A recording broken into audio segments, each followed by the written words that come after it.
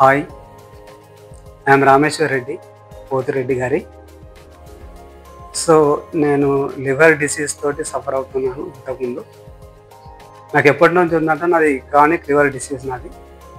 నాకు December 14 రోజు బాగా సిక్ అయ్యేసరికి కొండాపూర్ కిమ్స్కి వెళ్ళాను. అక్కడ కొన్ని టెస్టులు చేసిన తర్వాత ఒక 1 month తర్వాత ఏం చేశాను, క్రానిక్ లివర్ డిసీజ్ అని చెప్పారు. ఇది ఎప్పటి నుంచో ఉందంట నాకు. సో నేను సర్వైవ్ కావడం కూడా ఒక 2 years అన్నట్లు అన్నారు చాలామంది డాక్టర్లు. సో తర్వాత చూద్దాం, ఎంతకైనా ఒక ప్రయత్నం చేద్దామని చెప్పి అనుకుంటే ఇక్కడ కొండాపూర్ కిమ్స్లో పనికృష్ణ రావుల సార్ అని చెప్పి సర్జన్ సార్, కూడా ట్రాన్స్ప్లాంట్ సర్జన్. సో సార్ గారితో అపాయింట్మెంట్ తీసుకొని మాట్లాడడం జరిగింది. సార్ తోటి ట్రీట్మెంట్ తీసుకున్నాము. సార్ వాళ్ళు ఏం చెప్పారంటే జీవన్ దాంట్లో రిజిస్టర్ చేయండి, మీకు ఈజీగా అయితే ప్రాసెస్ అనేసరికి ఏప్రిల్లో జీవన్ దాంట్లో రిజిస్టర్ చేసుకున్నాను. May 14th డేట్ రోజు నాకు జీవన్ దాని నుంచి రిజిస్టర్ అయినట్లు వచ్చింది, మెసేజ్ వచ్చింది.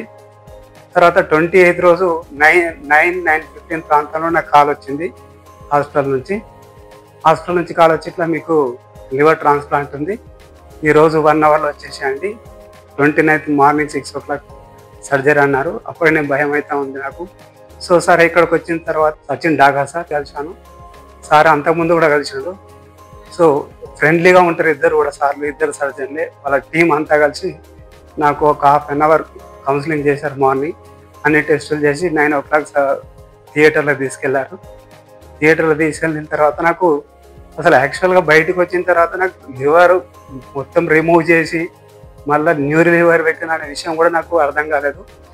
నేను జాయిన్ అయింది 29th రోజు నాకు సర్జరీ అయితే, నేను June 9th రోజు ఈరోజు డిశ్చార్జ్ నాది. ఇప్పుడు డిశ్చార్జ్ సమ్మర్ రాగానే వెళ్ళిపోతాను.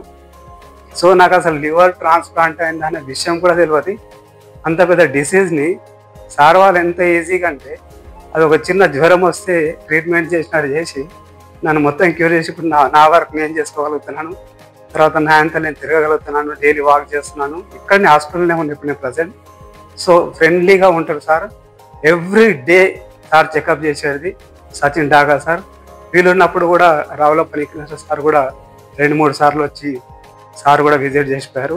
వాళ్ళ టీం మెంబర్స్ మాత్రం ఎవ్రీడే 3-4 members డాక్టర్స్ రెగ్యులర్గా రావడం, చెక్ చేయడం. ఇక్కడ నర్సు కానీ స్టాఫ్ కానీ ఎవ్రీథింగ్ చాలా బెటర్. నాకు తెలిసిన కాదు మాత్రం ఏషియాలోనే కాదు, వరల్డ్లోనే #1 ట్రీట్మెంట్ అనుకుంటా.